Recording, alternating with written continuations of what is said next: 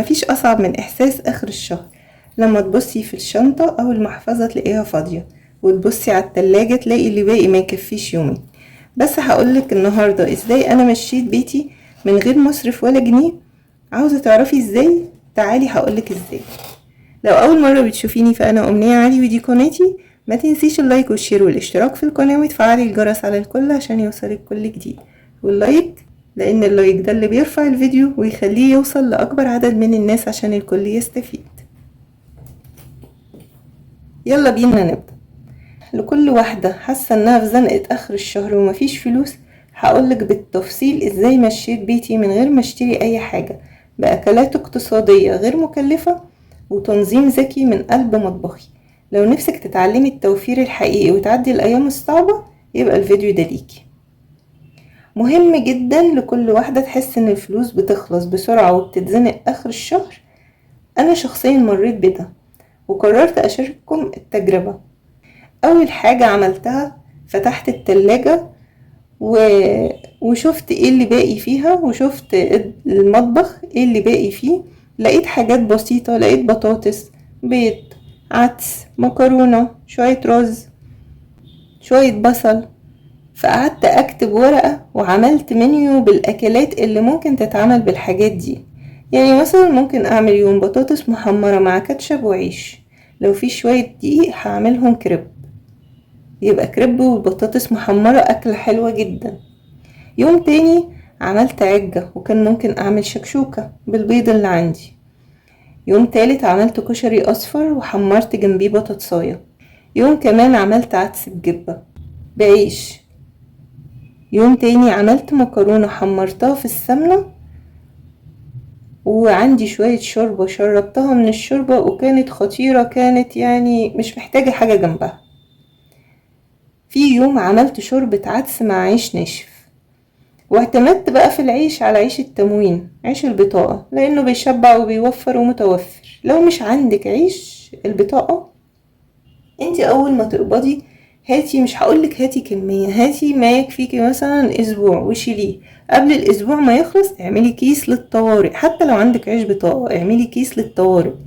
اعملي يعني شيلي يوم بتستهلكي في اليوم 5 أو 10 رغيف، شيليهم على جنب في كيس وحطيهم على جنب ده للطوارئ. يجيلك ضيف فجأة مثلا الرز يخلص والمكرونة ومش مش عايزة تنزلي، ففي عيش والأكلة تمشي بعيش. في أكلات كتير بنعملها تمشي رز ومكرونة، ممكن ما تهيئي نفسك انك خلاص البيت هياكلوها برز، حد يقولك انا عايز عيش، تتفاجئ بقى ان انت ما عندكيش عيش وكده الاكله تبوظ منك. يعني لا، في طوارئ وانا مستعده لاي ظرف طارئ. يجيلي ضيف فجاه انا مستعده. عايزه النهارده اكل اكله بعيش، وطبعا الاكل بعيش انا عامله حسابي ان العيش فطار وعشاء، فكمان هزود الغدا، يعني هزود وجبه كمان. فيبقى لازم عندي ظرف، عندي كيس كده للطوارئ للعيش ده على جنب. واجي الاسبوع اللي بعديه، مثلا في الاسبوع بجيب 50-60 رغيف، الاسبوع اللي بعديه هعمل حسابي في 10 زيادة واشيلهم على جنب، يبقى اطلع من الشهر عندي 20-30 رغيف للطوارئ اللي قلتلك عليها. تاني حاجة عملتها بقى في الخطة اللي انا بنظم بيها ميزانيتي، وفرت بقى في استخدام كل حاجة. مفيش طبخة كل يوم، لا، كنت بطبخ الحاجة تكفيني يومين. او مثلا لو كشري اخليه يمشي مع العشاء، عدس بجبة زودت شوية بحيث ان هو يمشي مع العشاء، وفرت وجبة. ما فتحتش بقى التكييف والسخان، قللت من استهلاك الكهرباء والزيت، ان انا كنت بقلي كل حاجة في الفرن. وفرت في الغاز والكهرباء وكل حاجة كنت اقدر اوفر منها. انا بعمل حاجة للشهر اللي جاي لان دخلي ثابت والمصاريف بتزيد، فلازم اتعلم من الزنقة اللي انا حصلت لي الشهر ده. فبدأت اوفر من الفواتير على قد ما اقدر اوفر من الفواتير، حتى لو 100 جنيه هتنفعني الشهر الجاي، مش هتحط في الزنقة اللي هي اخر الشهر ده. يعني لازم اتعلم من الغلطات اللي انا غلطتها. تالت حاجة بقى دورت على التموين ونقط العيش.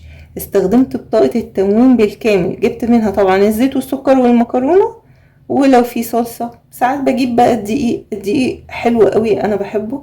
وبعدين الدقيق وجوده في البيت بيعمل حاجات كتير، يعمل فطير، يعمل حواوشي، يعمل قرص، قراقيش، حاجات حلوة وحاجات كتير، وكيكات الدقيق حلو جدا، انا بحب اجيبه من التموين. لو كل شهر كيس وانا بجيب كيس تاني بشتريه، يبقى عندي 2 كيلو بقدر اتصرف فيهم وبمشي بيهم الدنيا. فكرت بقى مع نفسي رابع حاجة عملتها، فكرت مع نفسي انا دخلي قليل والمصاريف اعلى، فليه ما فكرش ان انا ازود دخلي بحاجات بسيطة. يعني كل حد موهوب في حاجة يحاول يعملها. مثلا موهوبة في الخرز، في جروبات لبنات كده بيعملوا انسيالات وعقد وحاجات من دي وبيبيعوها، وشنط خطيرة. شاطرة في المعجنات، اعملي جروب وابدأي اعلني عن منتجاتك وما تعمليش الحاجة وتقعدي بيها، لا قولي اللي عايز احجز له. يبقى اللي عايزة النهاردة هتطلب منك، بكرة انتي قومي الصبح هاتي الطلبات وممكن تاخدي منها الفلوس عربون، يعني تنزلي تشتري الطلبات وبعد كده تحاسبيها. الزنقة بتعلمنا نواجه غلطاتنا ونصلحها. يعني لو مكنتش اتزنقت اخر الشهر ده، كنت الشهر اللي جاي هتحط في نفس الموقف ونفس معدل المصاريف والاستهلاك. لا، انا هبدأ الشهر الجديد ربنا سترها الشهر ده وقدرت ادبر نفسي من اللي موجود عندي في باقي التلاجة والمطبخ، فبالتالي الشهر الجديد هبدأه بقى بمنيو اكلات وتوزيع ميزانية، واشتري مشترياتي، ادبر نفسي كده واعمل ميزانية واشوف اظبط الدنيا بحيث ان انا الشهر اللي جاي ما اقعش نفس الوقعة دي. افتكري دايما ان الست رايقة مش اللي معاها كتير، الست الرايقة اللي تعرف تمشي بيتها باي حاجة. شوفي ايه مثلا حاجة عندك تتباع،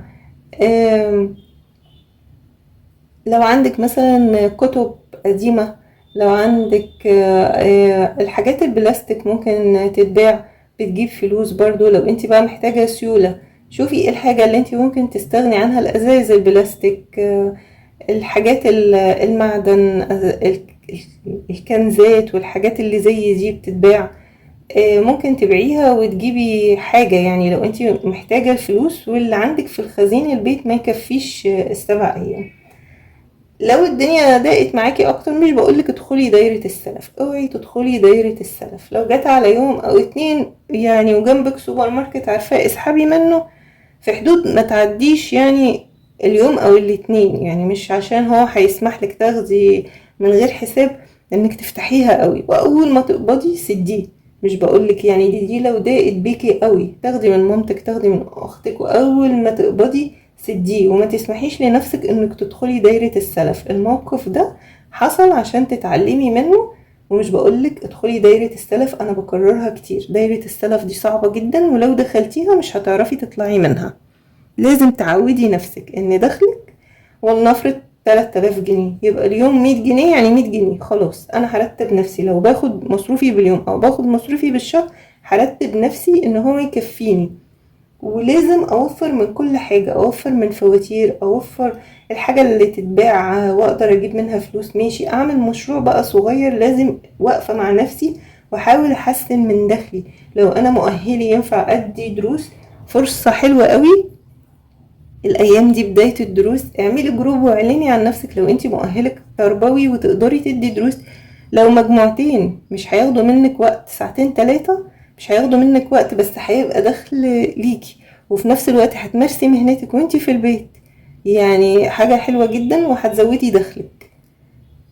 اتمنى فيديو النهاردة يكون عجبكم، وقولولي اي فكرة عجبتكم اكتر، وايه اكتر فكرة عجبتكم وهتنفذوها.